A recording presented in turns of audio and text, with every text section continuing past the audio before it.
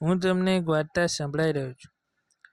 વૃક્ષ પર એની ક્ષમતાને વધારે ફળો લાગે તો એની ડાળીઓ તૂટવા લાગે છે.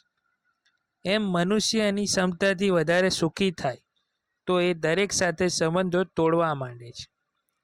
પરિણામ સ્વરૂપે વૃક્ષોની ફળોની ગુમાવી બેસે છે અને મનુષ્ય એના પરિવાર અને સંબંધોથી દૂર થઈ જાય છે.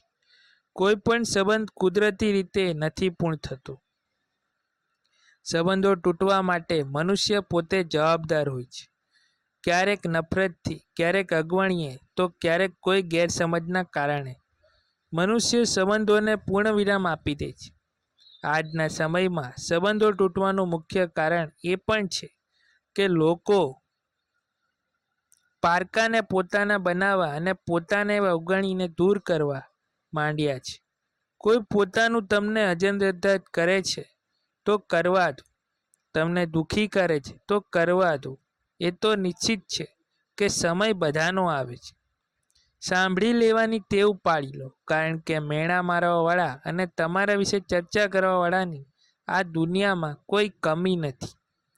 જીવન હસીને જીવતા શીખી લો, કારણ કે રડાવાવાળાની પણ કોઈ કમી નથી. ઉપર ઉઠવાની ટેવ પાડી લો, કેમ કે નીચે ખેંચવાવાળાની પણ કોઈ કમી નથી.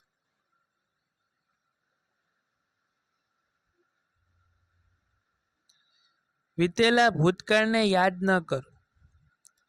જે વીતી ચૂક્યું છે એની ફરિયાદ ન કરો. જે થવાનું છે એ થઈને જ રહેશે. ભવિષ્યનું વિચારીને વર્તમાનના જીવનને બરબાદ ના કરો.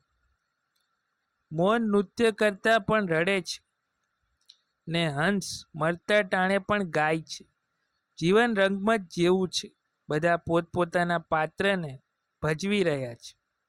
મનુષ્ય જીવન પણ એક અજેબી સમાન છે.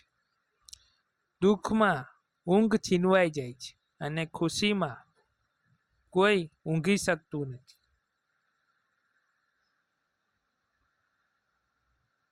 એક કુંભાર માટીમાંથી એક ચલમ બનાવે છે, પરંતુ થોડી વાર બાદ એ જ બગાડી નાખે. ત્યારે માટી પૂછે છે કે કુંભાર, આટલી સરસ ચલમ બનાવીને શા કારણે બગાડી નાખી? ત્યારે કુંભારે કહ્યું કે મારો વિચાર બદલાઈ ગયો છે. હવે હું એક સુંદર ઘડો બનાવીશ. ત્યારે માટી ખુશ થઈને બોલી કે કુંભાર, તારી તો મતિ બદલાઈ, પરંતુ મારું તો જીવન પરિવર્તિત થઈ જશે. ચલમ બની હોત તો ખુદ સળગીને ઉષ્મા તાપમાનમાં જીવન વ્યતીત કરવું પડતું, અને હવે ઘડો બનીશ તો પોતે શીતળ રહીશ અને બીજાને પણ શીતળતા આપીશ. જીવનમાં યોગ્ય નિર્ણય લેવાથી પોતાની સાથે બીજાને પણ ખુશી આપી શકીએ છીએ.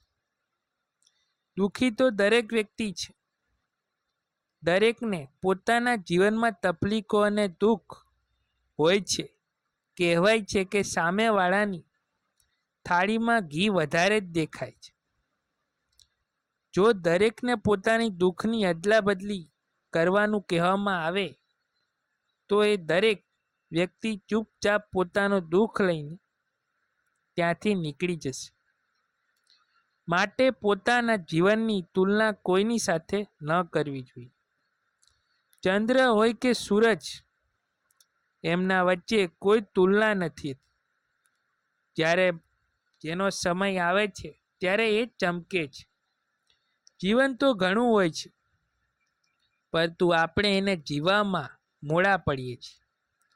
વ્યર્થ ચિંતાઓ અને વિચારોમાં જીવન વેડફાઈ જાય છે, અને જ્યારે બધા રસ્તા સાફ દેખાય ત્યાં સુધી તો પાછા ફરવાનો સમય આવી જાય છે. પ્રભુએ તો દરેકને એક જ માટીથી સર્જન કર્યું છે. ફર્ક માત્ર એટલો છે કે કોઈ તનથી સુંદર હોય છે તો કોઈ મનથી. ખોટા આરોપીને ચિંતા ક્યારેય ન કરવી, પરંતુ એનો સામનો કરવો. સમયના ગ્રહણથી તો સૂર્ય અને ચંદ્ર પણ નથી બચી શક્યા.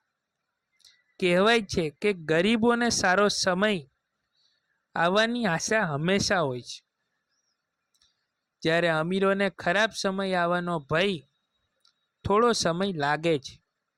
પરંતુ બધું જ સમજાઈ જાય છે. કોણ કેવું છે એ બધું સમય દર્શાવે છે. ભરોસો તો આ શ્વાસનો પણ નથી અને આપણે મનુષ્ય પર કરીએ છીએ.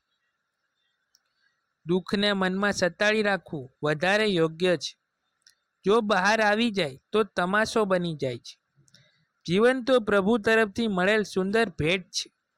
એને આનંદથી જીવી લો. જીવનમાં ઉતાર ચઢાવ તો ચોક્કસપણે આવશે,